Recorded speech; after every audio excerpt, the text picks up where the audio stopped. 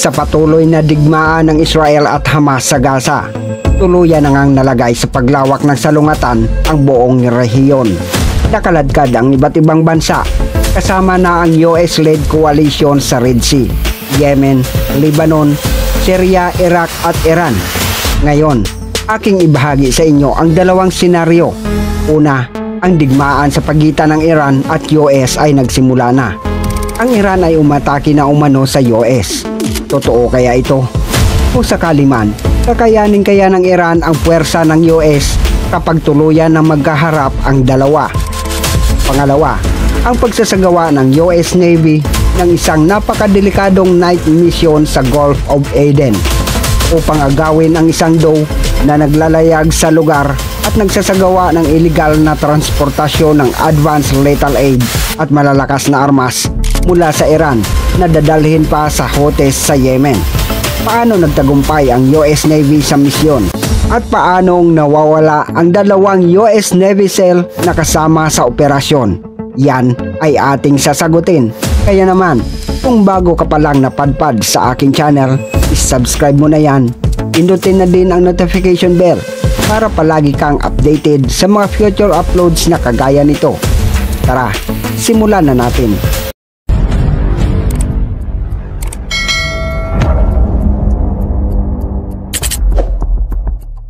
Inilunsad ng militar ng US ang ikatlong hampas nitong Martes laban sa mga militanteng Houthi sa Yemen na sinira ang apat na anti-ship ballistic missiles na inihandang ilunsad sa mga barko sa Red Sea.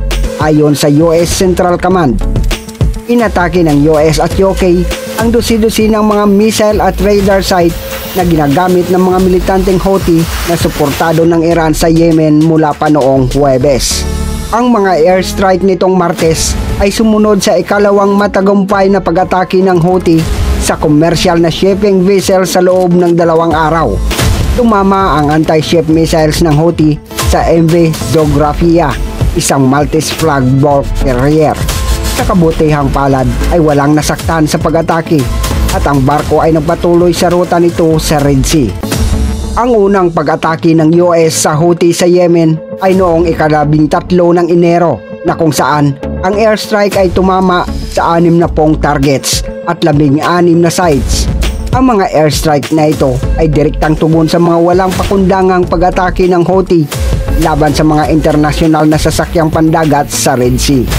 Kabilang ang paggamit ng mga anti-ship ballistic missiles sa unang pagkakataon sa kasaysayan. Kaya naman, matindi ang pag-asam ng Iran na gumanti sa paraang hindi ito direktang makipaglaban sa Israel at US. Inatake ng Revolutionary Guards ng Iran ang sinasabi nilang spy headquarters ng Israel sa semi-autonomous region ng Kurdistan sa Iraq. Kasabay nito ay inatake din ng Iran ang Syria laban sa Islamic State bilang tugon sa kamakailang mga kalupitan umano ng rehimeng Zionista na naging sanhi ng pagpatay sa mga commander ng Revolutionary Guards at Axis of Resistance. Isa umano sa pangunahing punong hempila ng espiya ng Mossad sa rehiyon ng Kurdistan ng Iraq ay nawasak gamit ang mga ballistic missiles. Ngunit ayon sa Foreign Minister ng Iraq na si Fouad Hossein ay walang Mossad sa lugar na pinasabog ng Iran, kundi mga sibilyan ang 4 na nasawi. Kabilang ang isa sa pinakamayamang tao sa Iraq ang napaslang. Nilabag ng Iran ang internasyonal na batas. Naglunsad ang Iran ng mga pag-atake ng missile sa lungsod ng Erbil dahil hindi kaya ng Iran ang Israel. Kung kaya, hindi ito umatake sa lupain ng Israel, kundi sa Syria at Iraq. Alam ng Iran na mahihirapan sila sa Israel. Nagulantang ang mga Iraqis sa lungsod ng Erbil sa sunod-sunod na pagsabog. Malapit ito mismo sa konsulado ng US. Tila nagpaparamdam lang sa US ang Iran, pero hindi nito magawang direktang umatake sa mga Amerikano. Walang mga Amerikano ang kabilang sa mga nasawi sa pag-atake noong Lunes at ang mga pasilidad ng US ay hindi naapektuhan. Pinunterya din ng mga missile ng Iran ang mga militanteng Islamic State sa Syria bilang paghihiganti sa mga kamakailang pag-atake ng terorismo sa Iran. Ang mga welga ay lumilitaw na kabayaran sa Tehran para sa dalawang pagsabog noong unang bahagi ng buwang ito, malapit sa puntod ng Iranian General Qasem Soleimani sa southern Iran na inako ng ISIS. Samantala, mula sa USS Louis B. Collier, ang mga US Navy SEAL ay nagsagawa ng complex boarding sa isang dhow noong Huwebes na iligal na nagdadala ng mga armas mula sa Iran upang dalhin sa mga Houthi sa Yemen. Ang pagsalakay sa dhow ay naganap sa internasyonal na katubigan sa Arabian Sea at suportado ng mga helicopter at drone.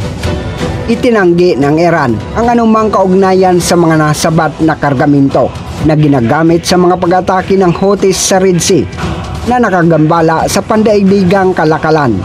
Ngunit ayon mismo sa mga military analyst ng US, ang mga armas na nasamsam ay kapariho ng uri ng mga idineploy ng Houthis upang salakayin ang mga internasyonal na barko sa lugar. Ang pagsalakay sa isang dhow malapit sa baybayin ng Somalia noong nakaraang linggo ay natuklasan ang nakamamatay ng mga advanced na konbensyonal na armas. Ang Iranian-made ballistic missiles at cross-missile component ay nasamsam ng mga puwersa ng US. Ang pag-agaw ay naganap sa panahon ng tumataas na karahasan sa rehiyon na nauugnay sa digmaan ng Israel sa Gaza. Ang Houthis na kumukontrol sa karamihan ng baybayin ng Red Sea ng Yemen ay umaatake sa mga komersyal na barko na sinasabi nilang may kaugnayan sa Israel o patungo sa mga daungan ng Israel. Sa kabila ng retorika na pagsuporta sa kampanya ng Houthi, mariing itinanggi ng Iran ang mga paratang ng Washington na binibigyan nito ang Yemeni rebel group ng mga armas at tactical intelligence. Ito ay isa pang halimbawa kung paano aktibong naghahasik ang Iran ng kawalang tatag sa buong rehiyon sa direktang paglabag sa UN Security Resolution 2216 at internasyonal na batas. Nagtagumpay ang US Navy SEAL sa misyon para agawin ang mga Iranian-made missile components at hindi na ito makarating pa sa Houthis. Subalit may kapalit itong dalawang operator na Navy SEAL kung saan maaaring nasawi na nga ang dalawang nawawalang operator. Mula sa watercraft ng US Navy, lumipat ang dalawang Navy SEAL sa dhow na kanilang target at habang paakyat ang dalawa ay biglang umalo ng malakas para madulas at mahulog ang isa. Kaya naman, agad na tumalon sa dagat ang kasama nito bilang protokol upang iligtas ang kanyang kasama. Sa puntong iyon ay naglaho ang dalawa matapos lamunin ng mga alon sa nagagalit na dagat. Sa kabila ng insidente ay itinuloy ang misyon. Noong unang bahagi ng Martes, ang isang search and rescue mission para sa dalawang SEAL ay isinagawa pa rin ayon sa isang pahayag ng US Central Command. Ang mga uri ng misyon na ito ay hindi madaling gawain. Ang pagsalakay sa isang bangka mula sa tubig ay mahirap magsimula dahil ang mga sundalo ay dapat umayon sa estado ng dagat, tulad ng potensyal na magaspang na alon at ang bilis ng biyahe ng target nila. Kapag naabot na ng mga tropa ang bangka, mayroong pisikal na proseso ng pagsubok na sumakay dito gamit ang ilang uri ng device tulad ng hagdan o grappling device. Nagiging mas mahirap ito sa gabi. Ang mga miyembro ng serbisyo ay minsan nagtatrabaho ng tahimik na may kaunting liwanag, kaya maaaring mahirap talagang makahanap ng magagandang attachment point upang umakyat sa target na bangka kagaya ng dhow. Ang sitwasyon ay maaaring maging mas nakakalito para sa boarding party kapag pumalag ang mga nakasakay sa target. Ang pagplano para sa sitwasyong ito ay nagsasangkot ng pagtiyak na ang mga kasamahang tauhan ay handa para sa isang pag-atake gamit ang mga kinakailangang armas at bala. Maaaring mabigat ang mga gamit na nagpapahirap sa pag-akyat sa bangka at nagdaragdag din ng panganib na malunod kung may mahulog sa tubig. Ang isang laban sa boarding operation ay marahil ang pinakamahirap at mapanganib na misyon na maaaring gawin ng isang espesyal na puwersa ng operasyon. Ito ay nangangailangan ng pinakamahusay na pagsasanay at kagamitan. Maraming salamat po sa inyong suporta at umabot hanggang dito sa dulo. At kung nagustuhan ninyo ang aking video ay pindutin lamang po ang like at mag-subscribe. at magkomento na rin kung ano sa inyong palagay. Bakit kaya umiiwas ang Iran na direktang makipagsagupaan sa Israel at USA? Ito ay sa kabila ng katotohanan na ang kaguluhan sa Gaza ay nauudyok ayon sa kagustuhan ng Iran. Iwas pusoy kaya ang Iran dito dahil hindi niya kakayanin ang alinman sa Israel o USA? Ano man ang iniisip mo, sabi ka kung marinig ang inyong komento. Hanggang sa muli, El Profesor.